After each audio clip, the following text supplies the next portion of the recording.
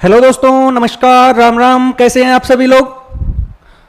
दोस्तों, जो आज का हमारा ये वीडियो है, इस वीडियो के अंतर्गत हम मेंडल के नियमों के बारे में देखने वाले हैं।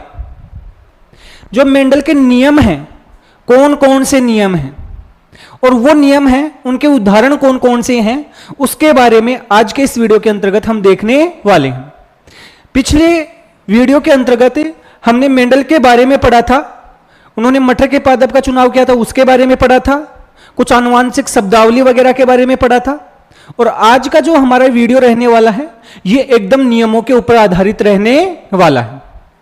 तो आज का जो हमारा ये वीडियो है, ये विशेष रूप से एक जीन की जो वंशागति है उसके ऊपर आधारित रहने वाला है। हम समझेंगे कि एक जीन की वंशागति से क्या मतलब होता है। तो चलो शुरुआत करते हैं। सबसे पहले देखो, हम बात करने वाले हैं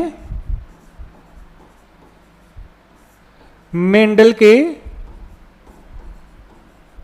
नियमों के बारे में। देखो, हमें पता है कि मेंडल हैं, उन्हें आनुवांशिकी का जनक कहा जाता है। और मेंडल ने मटर के पादप पर अपने प्रयोग किए थे।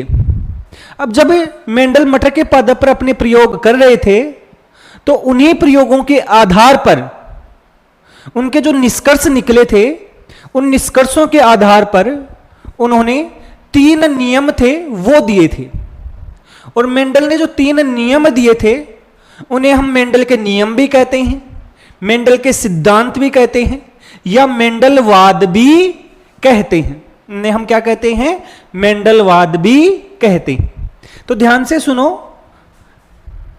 कि मेंडल के नियम हैं, इन्हें हम क्या कहते हैं? मेंडल के सिद्धांत भी कहते हैं, या फिर मेंडलवाद भी कहते हैं। मेंडल के नियम तो इनको बोलते ही बोलते हैं। ये जो नियम दिए हैं, ये किसके आधार पर दिए हैं? इन्होंने अपने प्रयोगों के आधार पर। और प्रयोग किस पर किए थे? मटर के पादप पर। ये नियम है मटर के पादप पर किए प्रयोगों के आधार पर दिए हैं। जो भी प्रयोग किए और जो भी उनके निष्कर्ष निकाले, उसके आधार पर ये नियम दिए गए हैं। अब कौन कौन से नियम दिए?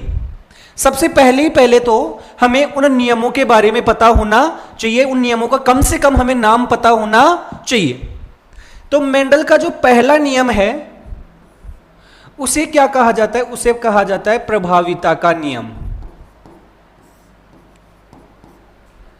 प्रभाविता का नियम, या इसे कहा जाता है लॉ ऑफ डोमिनेंस।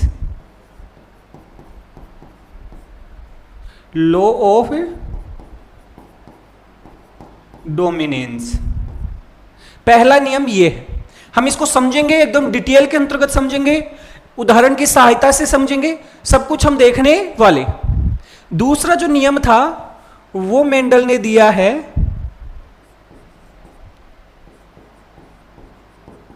विसंयोजन भी कहते हैं, या इसे हम कहते हैं पृथक्करण। विसंयोजन बोल दो या पृथक्करण बोल दो, दोनों का मतलब एक ही है, मीनिंग एक ही होता है। तो पृथक्करण का नियम,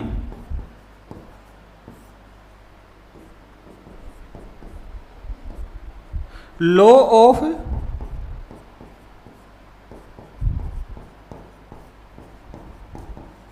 सेग्रीगेशन,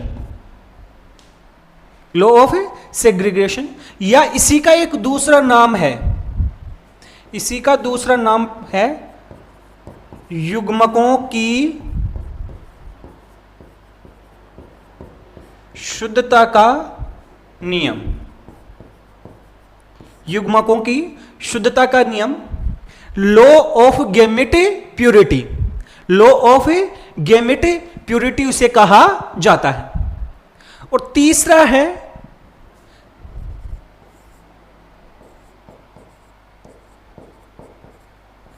स्वतंत्र अपव्यूहन का नियम, स्वतंत्र अपव्यूहन का नियम। तो मुख्य रूप से ये 3 नियम थे वो मेंडल ने दिए, और मेंडल के इन 3 नियमों को जब हम बोलते हैं तो मेंडल के नियम भी बोल सकते हैं, या इन्हें हम बोल सकते हैं मेंडल के सिद्धांत, या कहा जाता है मेंडलवाद, या क्या कहा जाता है, मेंडलवाद कहा जाता है। और ये आनुवांशिकी के सबसे महत्वपूर्ण नियम माने जाते। इसके बाद में सबसे पहले हम इन 2 नियमों को समझेंगे, और ये दोनों ही नियम हैं, ये एक संकर संकरण पर आधारित है। किस पर आधारित है? एक संकर संकरण पर आधारित नियम है। तो सबसे पहले हम आगे चलते हैं। सबसे पहले हम समझेंगे एक जीन की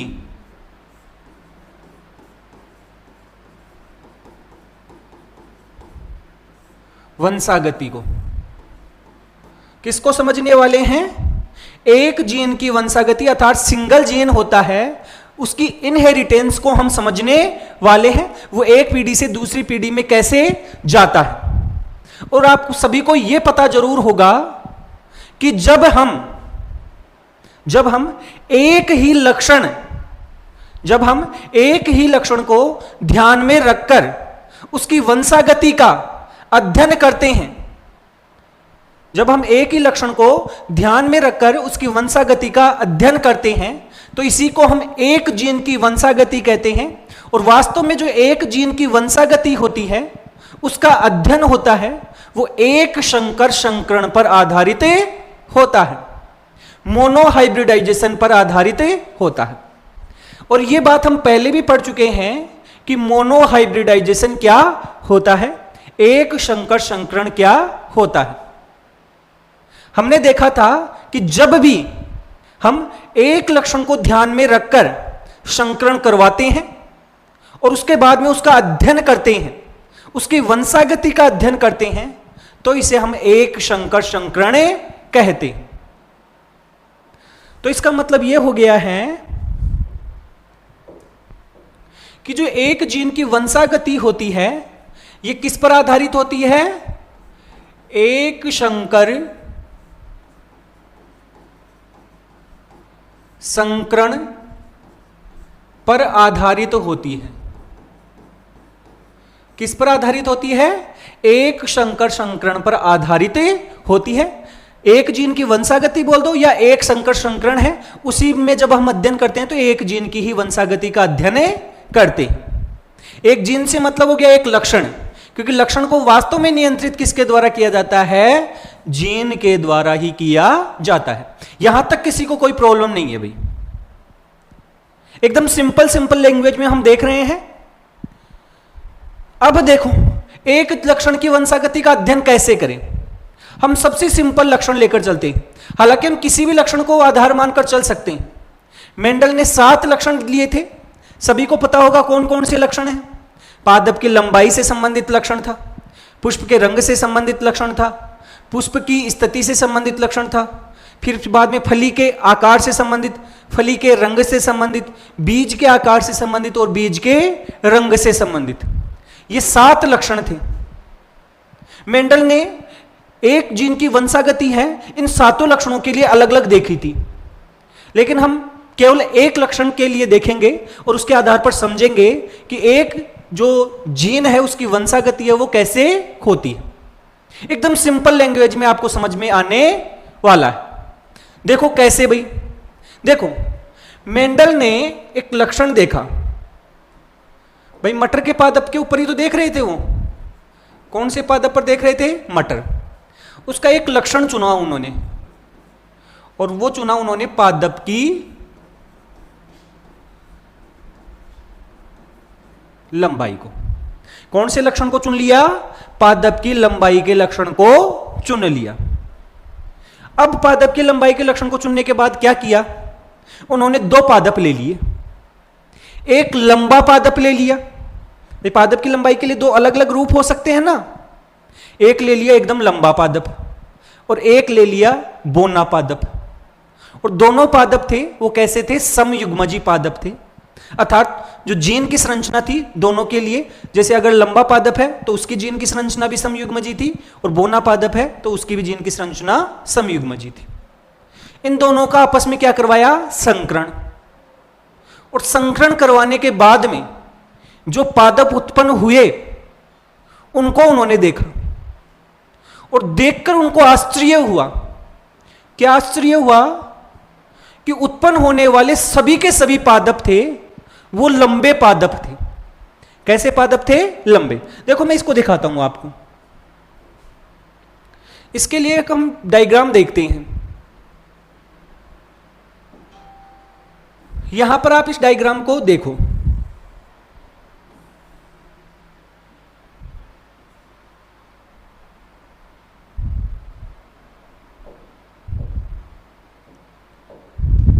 यह डायग्राम आपको आसानी से दिख रहा होगा। ये जो डायग्राम है, इस डायग्राम में मेंडल ने पादप की लंबाई है उसके ऊपर वंशागति का अध्ययन किया है। और क्योंकि हम एक ही लक्षण को लेकर चल रहे हैं, एक जीन को आधार मानकर चल रहे हैं, इसी कारण इसे क्या कहा हमने? एक जीन की वंशागति। उन्होंने पादप की लंबाई ली।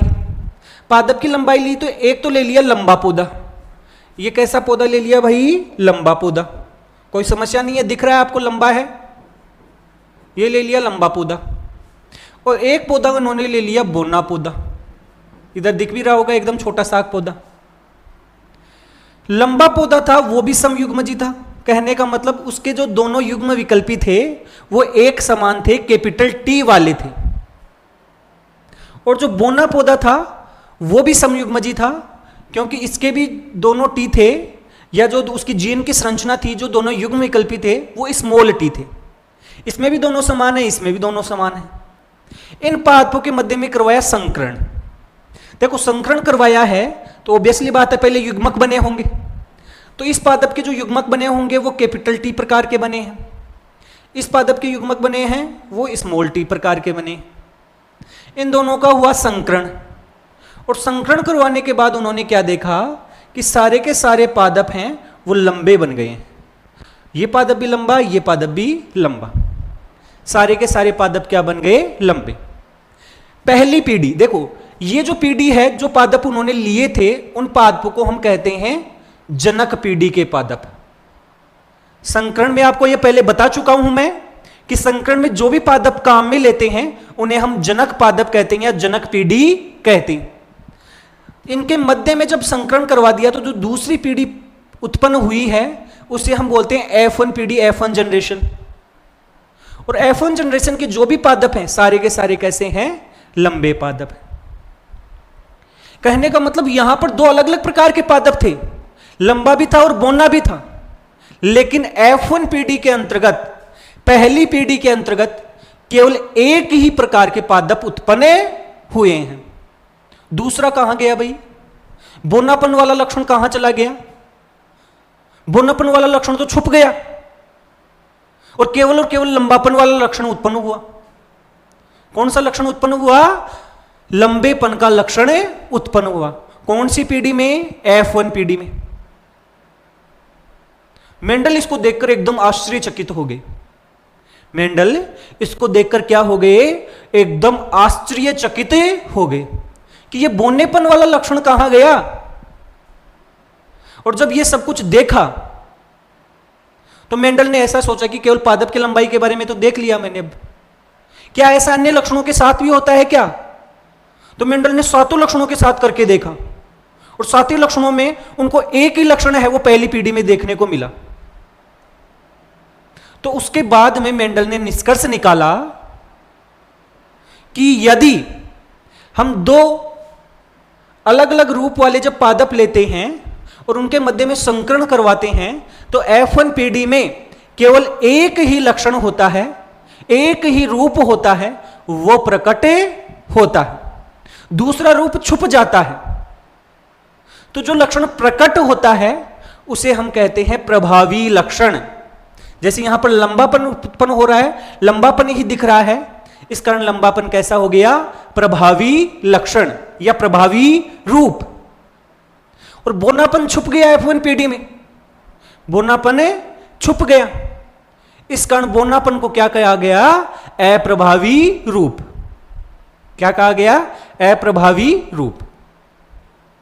और इस आधार पर मेंडल ने एक नियम दिया कि यदि हम दो समयुग्मजी पादपों के मध्य में, यदि हम किसी एक लक्षण के लिए उसके दो अलग अलग रूप होते हैं, उनके दो समयुग्मजी पादपों के मध्य में संकरण करवाते हैं और उसके बाद में जो पहली पीढ़ी उत्पन्न होती है उस पीढ़ी में केवल और केवल प्रभावी लक्षण में जो उत्पन्न होता है, अप्रभावी लक्षण होता है, वो अपने आप को प्रकट नहीं करता है।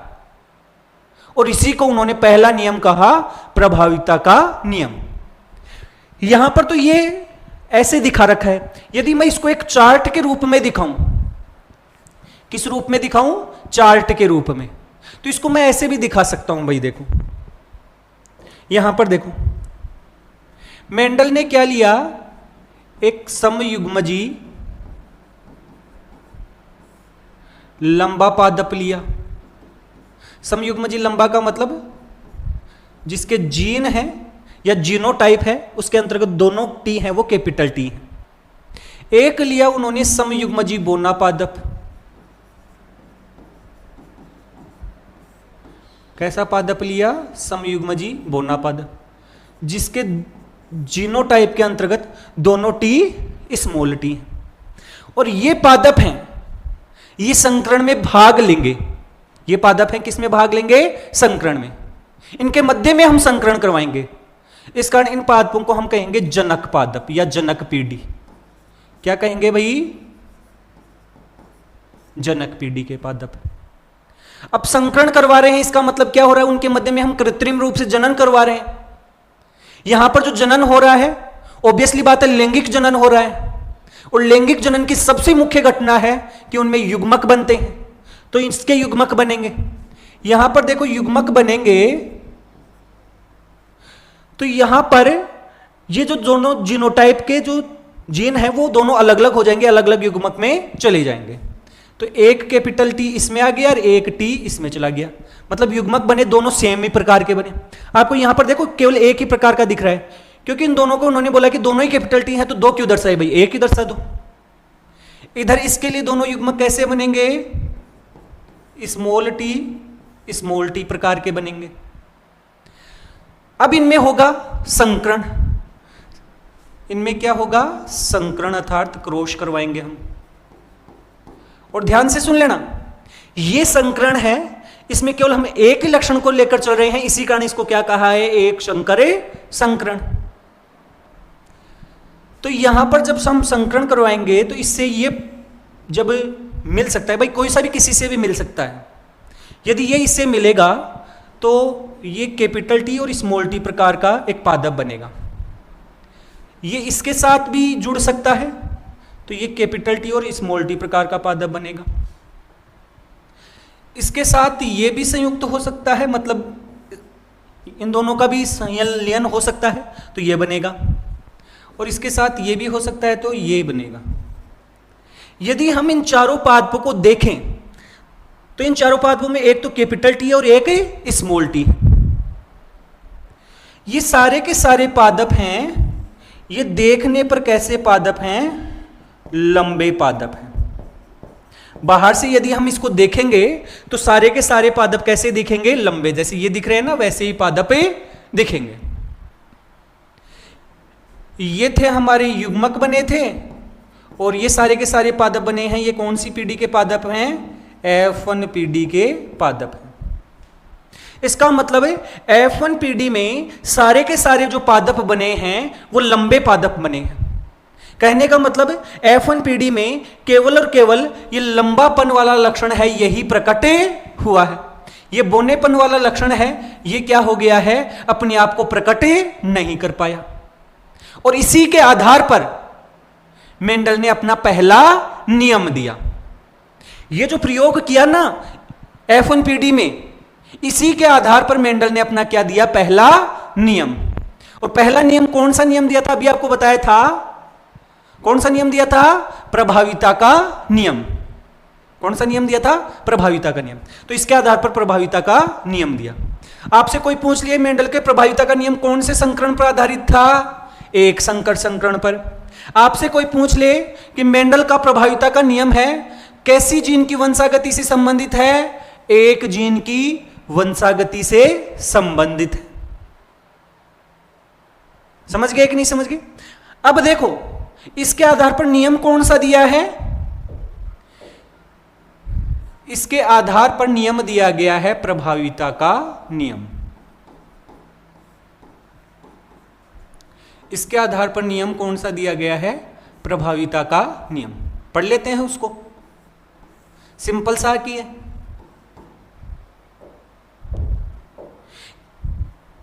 इस प्रयोग के आधार पर मेंडल ने क्या बताया कि जब दो समयुग्मजी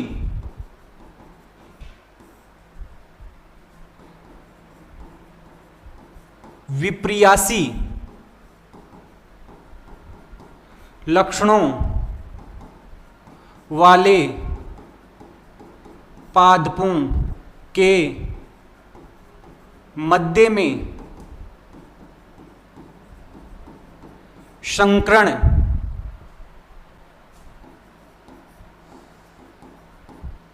करवाया जाता है, तो क्या होता है भाई, यदि समयुग्मजी विप्रियासी लक्षणों वाले पादपों के मध्य में संकरण करवाया जाता है तो क्या होता है, F1PD के पादप उत्पन्न होते हैं।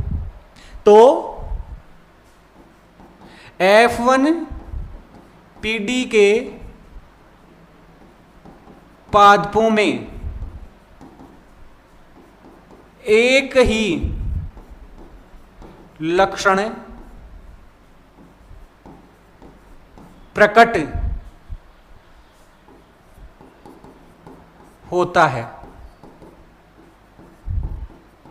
दूसरा लक्षण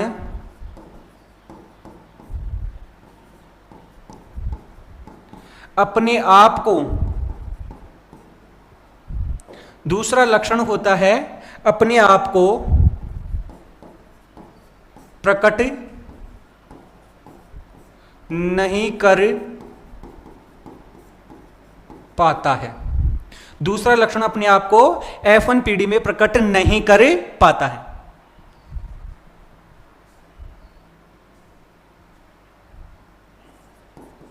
इसे प्रभाविता का नियम, इसे हम क्या कहते हैं, प्रभाविता का नियम, लॉ ऑफ डोमिनेंस कहते हैं। लॉ ऑफ डोमिनेंस कहते हैं। यह सीधा से इसकी एक डेफिनेशन हो गई है कि प्रभाविता के नियम से क्या मतलब है, प्रभाविता का नियम क्या है। इंपॉर्टेंट बात, क्या इंपॉर्टेंट बात है, यह नियम है किस पर आधारित है, एक संकर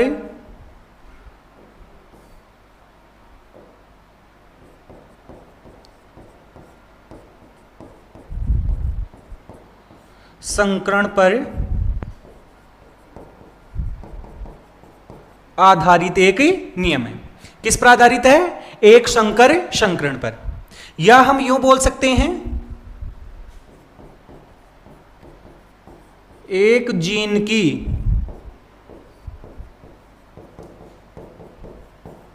वंशागति से संबंधित है। कितने जीन की, केवल एक जीन की वंशागति से संबंधित है। हालांकि यह प्रभाविता का नियम द्विसंकर संकरण के लिए भी लागू होता है, उसमें भी लक्षण प्रकट होते हैं, प्रभावी लक्षण ही प्रकट होते हैं, लेकिन विशेष रूप से जो ये नियम दिया गया है वो किस पर आधारित है? एक संकर संकरण पर आधारित है।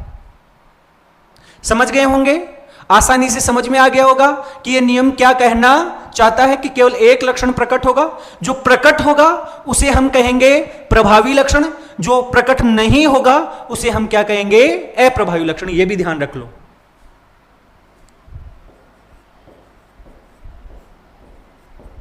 जो प्रकट होता है, हालांकि ये बता चुका हूं मैं पहले ही, जब मैंने आपको बहुत सारे शब्द बताए थे उस समय बताया था। जो F1PD में, उसे तो हम कहते हैं प्रभावी लक्षण, और जो प्रकट नहीं होता है उसे क्या कहा जाता है? अप्रभावी लक्षण। मेरे को यह बताओ आप, क्या आप मेरे को यह बता सकते हैं कि मेंडल ने जब मटर के पादप के लिए एक संकर संकरण करवाया है तो उस दौरान जो पादप की लंबाई वाला लक्षण लिया है उसमें प्रभावी लक्षण कौन सा है और अप्रभावी लक्षण कौन सा है?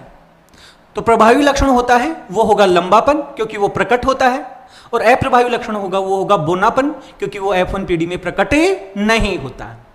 ये हो गया है हमारा पहला नियम। आसानी से आपको समझ में आ गया होगा। किसी को यदि कोई कंफ्यूजन है, यदि किसी को कोई समस्या है, तो आप मेरे से कमेंट करके पूछ सकते हैं। जितनी ज्यादा आप कमेंट करोगे उतना ही सही, आपको सही तरीके से जवाब मिले जाएगा। अब हम आ जाते हैं उसी डायग्राम को दोबारा देखते हैं भाई। जो डायग्राम मैंने आपको पहले दिखाया था उसी डायग्राम को दोबारा से दिखाता हूं मैं, और कहानी को थोड़ा और बढ़ाएंगे आगे, कहानी को थोड़ा आगे और बढ़ाएंगे।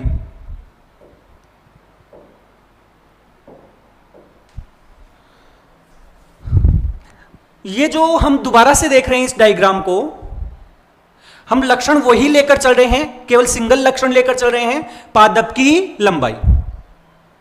इनके मध्य में हमने क्या करवाया था? संकरण। ये कैसा पादप था? लंबा पादप था, अभी हमने पीछे देखा है। ये कैसा पादप था? बोना पादप था। इन दोनों पादपों के मध्य में हमने संकरण करवाया। संकरण करवाएंगे तो युग्मक बनेंगे, युग्मक बने तो F1PD में सारे के सारे पादप कैसे हो गए थे? लंबे उत्पन्न हो गए थे। यहां तक हमने देख लिया था कि F1 जनरेशन है उसमें सारे के सारे जो पादप होते हैं वो लंबे होते हैं, और वैसे देखा जाए तो इनका जो जीनोटाइप होता है वो कैपिटल टी और स्मॉल टी का प्रकार का होता है। अब मेंडल ने क्या किया कि F1PD के पादपों में फिर से संकरण करवाया। जो F1PD के पादप थे उनमें खुद में एक संकरण करवाया, आपस में ही संकरण होने दिया और उनकी संतति पीढ़ी का अध्ययन किया। अब क्योंकि ये F1PD के पादपों से बने हैं, इस कारण इन्हें कौन सी पीढ़ी कहा गया? FTPD कहा गया। कौन सी पीढ़ी कहा गया? F2PD, F2 जनरेशन इन्हें कहा गया। मेंडल ने क्या देखा? अब की बार उनको और ज्यादा अचंभा हुआ। मेंडल ने क्या देखा कि F1PD में जो सारे के सारे पादप लंबे थे, यहां पर देखो सारे के सारे पादप लंबे थे F1PD में। मेंडल ने देखा कि F2PD में कुछ पादप बोने फिर से आ गए। लंबे पादप ज्यादा थे लेकिन बोने पादप भी थे। मेंडल इसको देखकर चौंक गए। ये क्या हुआ भाई? जब F1PD में पादप थे सारे के सारे लंबे थे, तो F2PD में ये बोना पादप कहां से आ गया? देखो यहां पर ये सारे के सारे पादप लंबे थे, इनमें वापस में से क्या हुआ? वापस से क्या हुआ? स्वपरागण कराया, मतलब अपने खुद के अंदर ही इनका जनन करवाया, और इससे F2PD के पादप बने। उन्होंने देखा कि ये 3 पादप थे, 3 का मतलब जितने भी पादप थे उनमें ज्यादातर पादप थे वो लंबे, लेकिन कुछ पादप थे वो कैसे थे? बोने। जितने भी पादप थे उनका 75% पादप थे वो लंबे थे, 25% पादप उनको बोने भी मिले। 25% पादप इनको कैसे मिले? बोने। इसको देखकर मेंडल चौंक गए, ये क्या हो गया अभी। और इस प्रयोग के आधार पर उन्होंने क्या निष्कर्ष निकाला? इस प्रयोग के आधार पर मेंडल ने सोचा और सोचने के बाद में बताया कि इसका क्या कारण हो सकता है भाई। मेंडल ने बताया, देखो F1PD के अंतर्गत, F1PD के अंतर्गत लंबापन था वो अपने आप को प्रकट कर पा रहा था, लेकिन इसका मतलब यह नहीं था कि बोनापन वाला जो लक्षण था, उसका गुण था, वो नष्ट हो गया। वो केवल अपने आप को प्रकट नहीं कर पा रहा था, लेकिन मौजूद था, यहां पर उपस्थित था, उसका भी जीन यहां पर उपस्थित था। भाई था ना, कैपिटल टी और स्मॉल टी। कैपिटल टी जो लंबेपन के लिए उत्तरदायी है, स्मॉल टी बोनेपन के लिए उत्तरदायी है, लेकिन उपस्थित तो था, केवल वो अपने आप को प्रकट नहीं कर पा रहा था। लेकिन जैसे ही इन पादपों में जनन हुआ, स्वपरागण हुआ, तो इन दोनों एलील को या इन दोनों युग्म विकल्पियों को अलग होने का मौका मिला। इन दोनों को क्या हुआ? अलग होने का मौका मिला। कैसे मिला भाई? इस पादप से दो प्रकार के युग्मक बने, एक तो कैपिटल टी प्रकार वाला भी बना और स्मॉल टी वाला भी बना। क्योंकि सेम ही पादप है तो इसमें भी कैपिटल टी और स्मॉल टी वाला दो युग्मक बने। क्योंकि उनको अलग होने का मौका जब मिला तो F2PD में जो बोनेपन का लक्षण था वो वापस से क्या हो गया? प्रकट हो गया। इसका मतलब मेंडल ने यह बताया कि यह प्रकट क्यों हो पाया। अगर ये साथ साथ ही रहते, कैपिटल टी और स्मॉल टी साथ साथ ही रहते, तब तो यह प्रकट होता ही नहीं। इसका मतलब यह हुआ कि इस दौरान ये दोनों युग्म विकल्पी हैं एक दूसरे से अलग हुए हैं, एक दूसरे से पृथक हुए हैं, एक दूसरे से उनका विसंयोजन हुआ है। एक दूसरे से क्या हुआ है? विसंयोजन हुआ है। और इसके आधार पर मेंडल ने अपना दूसरा नियम दिया, जिसका नाम ही यह है विसंयोजन का नियम या पृथक्करण का नियम। तभी तो बोलते हैं उसको। विसंयोजन का मतलब अलग अलग होना। विसंयोजन का मतलब है अलग अलग होना। दोनों युग्म विकल्पी साथ साथ थे F1PD में, लेकिन जैसे ही युग्मक बने दोनों क्या हो गए? अलग हो गए। और F2PD में इसने भी अपने आप को क्या किया? प्रकट किया। इसके आधार पर मेंडल ने अपना दूसरा नियम दे दिया, विसंयोजन का नियम या पृथक्करण का नियम।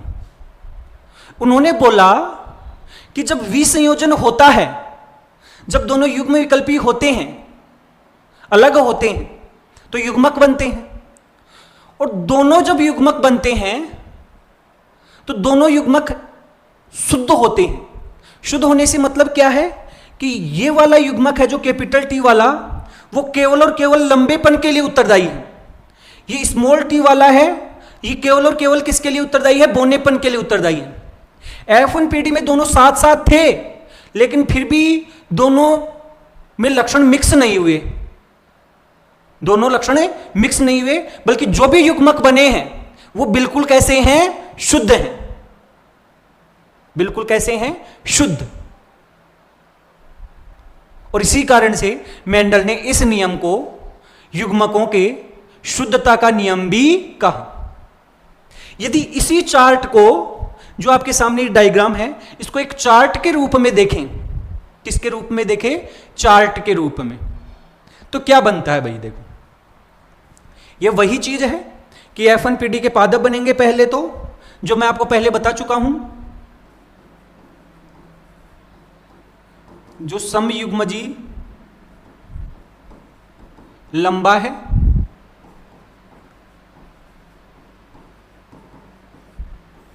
समयुग्मजी बोना है,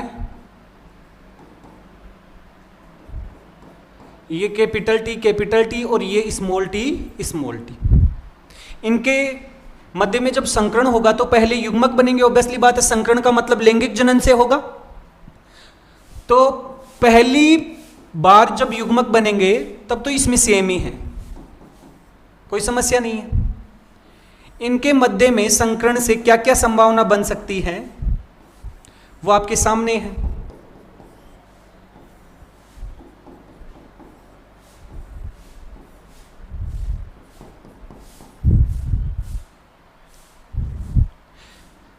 ये थी हमारी जनक पीढ़ी, ये थे हमारे युग्मक, ये थी हमारी F1 पीढ़ी। यहां तक तो हमें पहले पढ़ चुके हैं, F1 पीढ़ी तक का अध्ययन तो हम कर चुके थे। अब हम करेंगे F2 पीढ़ी का अध्ययन। F2 पीढ़ी का मतलब इनमें से दो पादप ले लो और इनके मध्य में संकरण होने दो, इनके मध्य में स्वपरागण होने दो एक तरीके से। तो ये दो पादप उठा लो और इनके मध्य में क्या करवाओ, स्वपरागण। क्या करवा दो, स्वपरागण, मतलब सेम ही पादप है। अब देखो जब इसका स्वपरागण होगा इस पादप से तो इसके युग्मक बनेंगे और इसमें भी युग्मक बनेंगे। इस पादप के जो युग्मक बनेंगे वो बनेंगे कैपिटल टी और स्मॉल टी प्रकार के, इसके बनेंगे वो बनेंगे कैपिटल टी और स्मॉल टी प्रकार के। और इनके मध्य में जब संकरण होगा तो हम देख सकते हैं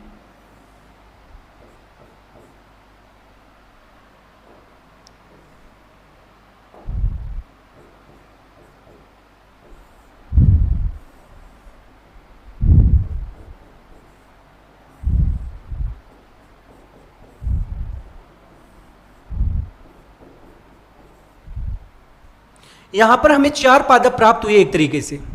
और ये जो चार पादप हैं इन पादपों को आप देखोगे तो तीन पादप, कहने का मतलब 75% पादप हैं वो लंबे हैं। देखो ये पादप लंबा है, ये भी लंबा है, ये भी लंबा है, लेकिन विषम युग्मजी यहां दोनों कैपिटल टी, लेकिन लंबाई ही है। तो 75% पादप लंबे, लेकिन बोनेपन वाला पादप भी आ गया। ये कौन सी पीढ़ी हो गई है, F2 पीढ़ी। कौन सी पीढ़ी हो गई है, F2 पीढ़ी हो गई है। और इस पूरे प्रयोग के आधार पर, इस F2 पीढ़ी के आधार पर मेंडल ने अपना क्या दिया, दूसरा नियम दिया, जिसे हम बोलते हैं विसंयोजन का नियम या पृथक्करण का नियम, या फिर इसे बोलते हैं युग्मकों की शुद्धता का नियम। और इस पूरे प्रयोग के दौरान हमें क्या बात पता चली कि जो F2 पीढ़ी होती है, भाई F1 पीढ़ी के तो सारे के सारे पादप लंबे ही थे, बाहर से देखने पर भी लंबे थे, और अंदर से यदि उसके जीन की संरचना देखें तो सभी का जो जीनोटाइप था वो कैपिटल टी और स्मॉल टी प्रकार का था। लेकिन F2 पीढ़ी के पादपों में यदि हम देखें तो बाहर से देखने पर, अर्थात इसका फिनोटाइप देखें, इसका लक्षण प्रारूप देखें, तो तीन पादप लंबे और एक पादप बोना, अर्थात इसका फिनोटाइप अनुपात था वो कैसा था, 3:1, 3:1 में था। और यदि इसका जीनोटाइप अनुपात देखें, कैसा देखें, जीनोटाइप मतलब जीन की संरचना देखें, तो एक पादप था जिसमें दोनों टी कैपिटल थे, कहने का मतलब एक, दो पादप थे ऐसे वाले तो 2, और एक पादप था बोना तो 1। तो 1:2:1 में यह हमें पादप प्राप्त हुए। कौन सी पीढ़ी के लिए, F2 पीढ़ी के लिए। चलो भाई, इसके आधार पर कौन सा नियम दिया था अभी आपको बता देते हैं।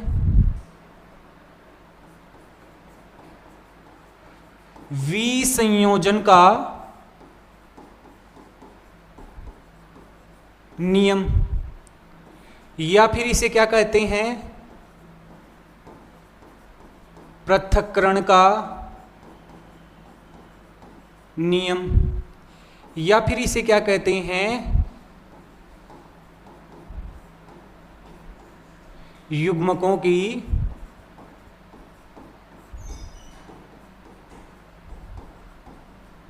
शुद्धता का नियम।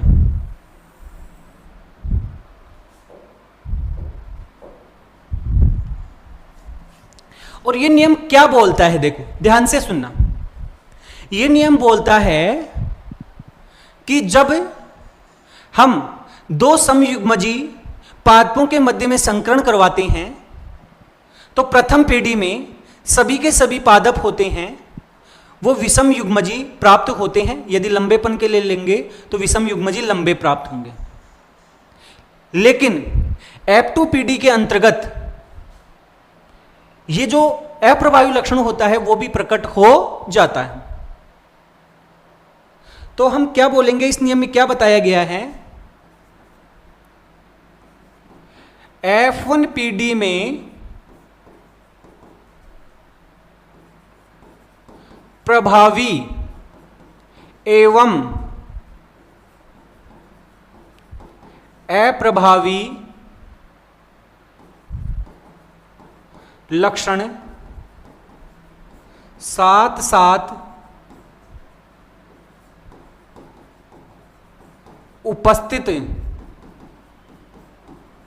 होते हैं। सही बात है, हमें कोई प्रॉब्लम नहीं है कि प्रभावी और अप्रभावी जो लक्षण है वो क्या होते हैं, साथ साथ। सॉरी, लक्षण होते उपस्थित तो साथ साथ हैं लेकिन दिखाई नहीं देते हैं, प्रकट नहीं हो पाता है।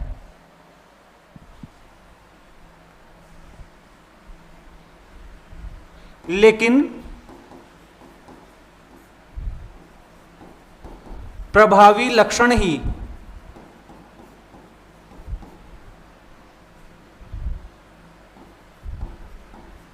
प्रकट होता है। कौन सा लक्षण प्रकट होता है? प्रभावी। लेकिन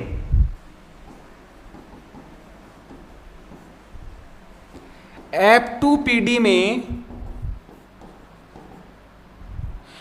पीढ़ी में प्रभावी एवं अप्रभावी लक्षण अलग अलग हो जाते हैं तथा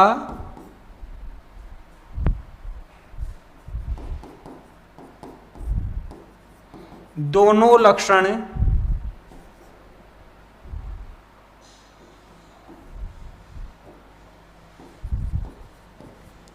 प्रकट होते हैं।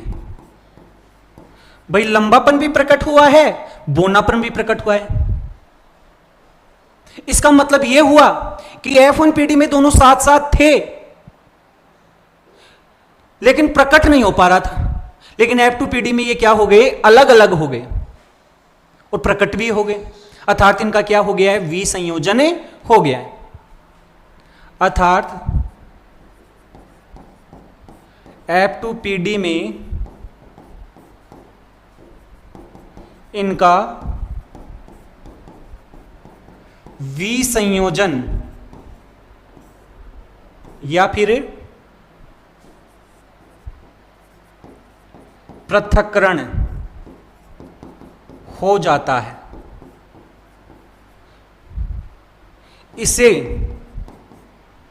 इसे हम क्या कहते हैं,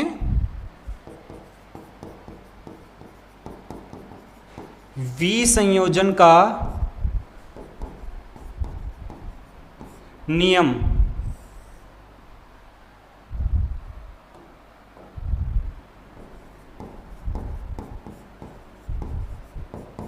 कहते हैं। कोई कन्फ्यूजन नहीं है।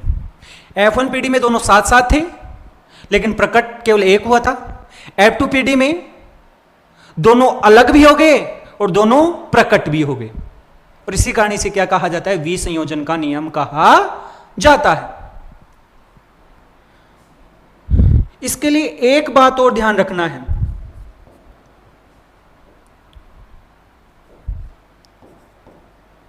F1 पीढ़ी से युग्मक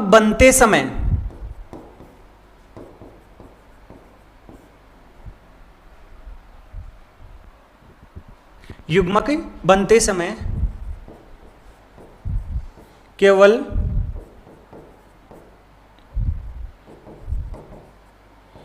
एक लक्षण के लिए उत्तरदायी जीन ही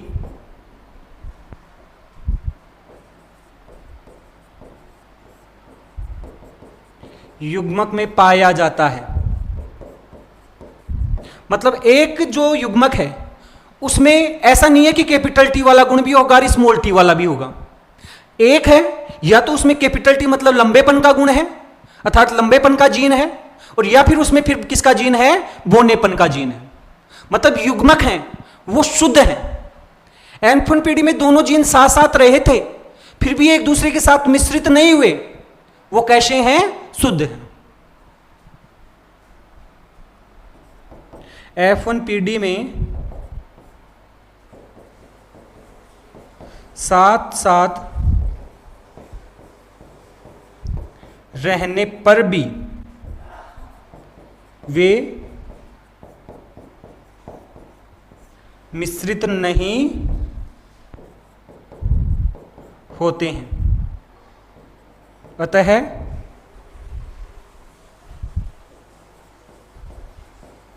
युग्मक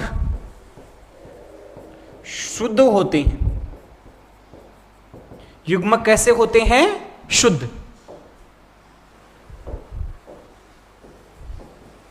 इसी कारण इसे युग्मकों की शुद्धता का नियम, इसी कारण इसे युग्मकों की शुद्धता का नियम कहते हैं। तो इसके दो नाम हैं, दो नहीं वास्तव में तीन नाम। ये पहला आपको बता दिया है, और ये आपको थोड़ा सा ध्यान रखना है, कई बार पूछ लेते हैं कि विसंयोजन के नियम को या पृथक्करण के नियम को हम युग्मकों की शुद्धता का नियम कहते हैं, क्यों। तो ये सारी कहानी आपके समझ में आनी चाहिए। यदि हम बात करें नियम किस पर आधारित है, एक संकर संकरण पर आधारित है। यह नियम किस पर आधारित है, एक संकर संकरण पर आधारित है। इसके लिए यदि हम देखें, एक संकर संकरण के लिए यदि आपसे कोई पूछ ले कि एक संकर संकरण के लिए F2PD होती है, उसका जो लक्षण प्रारूप अनुपात है या जिसे हम बोलते हैं फिनोटाइप अनुपात होता है, वो क्या होता है। तो ध्यान से सुनना, लक्षण प्रारूप या जिसे हम क्या कहते हैं, फिनोटाइप। हालांकि इसके बारे में मैं पहले बता चुका था कि कोई भी चीज बाहर से कैसी दिख रही है, बाह्य स्वरूप कैसा है, उसको बोलते हैं हमें लक्षण प्रारूप या फिनोटाइप। और इस फिनोटाइप का अनुपात क्या है भाई,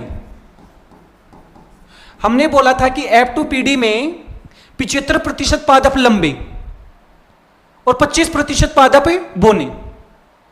कहने का मतलब यदि 4 पादप हैं तो 3 पादप उनमें से कैसे हैं, लंबे, और 1 पादप कैसा है, बोना। तो लंबा और बोनेपन का अनुपात देखें, लंबा और बोना का अनुपात देखें तो ये 3:1 में होगा। किस में होगा, 3:1 में। यदि कोई आपसे पूछे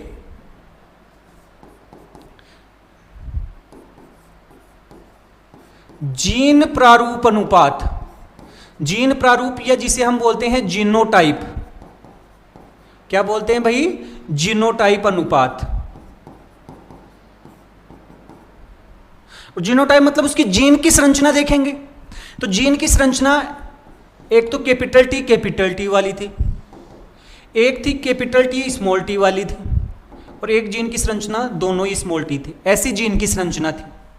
और इसका अनुपात यदि हम देखें तो एक पादप ऐसा था, दो पादप ऐसे थे और एक पादप ऐसा था। तो इसका अनुपात हो जाएगा, वो हो जाएगा 1:2:1, 1:2:1। तो ये एक संकर संकरण के लिए जो F2PD होती है उसके लिए लक्षण प्रारूप अनुपात आएगा आपका 3:1, और 3:1 का मतलब हो गया कि 3 हैं वो लंबे हैं और 1 है वो बोना है। और यदि हम जीनोटाइप का बोलें तो 1:2:1, और इसका मतलब है कि एक है वो कैपिटल टी वाला है, दो हैं वो कैपिटल टी और स्मॉल टी वाले हैं, और एक है वो स्मॉल टी वाला है। तो इस प्रकार से आज का जो हमारा ये वीडियो है, इस वीडियो के अंतर्गत हमने जो एक लक्षण की वंशागति होती है, मेंडल देखो यहां पर तो हमने केवल एक ही लक्षण को लेकर समझाया है कि पादप की लंबाई से संबंधित, लेकिन मेंडल ने जो भी 7 लक्षण लिए थे उन 7 के ऊपर ये सेम प्रयोग किया था, और 7 के निष्कर्ष ऐसे ही निकले थे। और इस प्रकार से मेंडल ने एक लक्षण की वंशागति के आधार पर, एक जीन की वंशागति के आधार पर, या हम यूं बोल दें एक संकर संकरण पर आधार पर मेंडल ने 2 नियम दिए थे। पहला था प्रभाविता का नियम और दूसरा था हमारा पृथक्करण का या विसंयोजन का नियम। उम्मीद करता हूं कि ये दोनों नियम हैं, ये एक जीन की वंशागति है, ये आपको आसानी से समझ में आई होगी। यदि कोई चीज समझ में नहीं आई है तो आप कमेंट करें। यदि आप सभी लोगों को ये वीडियो है ये अच्छा लगा है तो वीडियो को लाइक और शेयर जरूर कीजिए, और साथ साथ में यदि अभी तक भी आपने हमारे चैनल को सब्सक्राइब नहीं कर रखा है तो चैनल को जरूर सब्सक्राइब करें। धन्यवाद।